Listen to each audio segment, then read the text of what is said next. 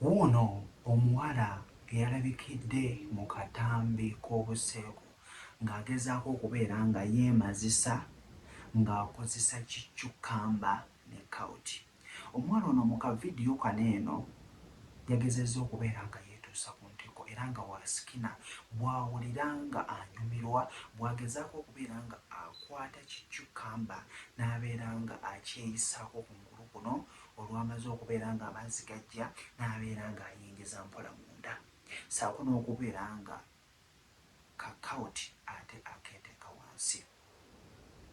Kavidiyo kano bw'obeera obadde okalabye ojja kutunula nti abaana abawala babeera baabala oba okitegeera. Abaana balina emmana kubanga alina engeri gye yakutte kiccukamba ekinene n'abeera ng'akyeteeka munda ati kkiriza bakuzine funa omusajja akuzine oba okitegeera naye guccukamba gunene kyokka ate ekinnyumira munnange bw'omukuba omukira alina engeri gy'awulira ng'agamba aluma kyokka ate ali ku kiccukamba agezaako okubeera ng'akola ki ng'akyeteekayo. Kavidiyo ojja kubeera nga okalaba omanye okubeera nga okasanga naye ng'abaana ab'obuwala vidiyo gw'onoogiraba ojja kufa enseko.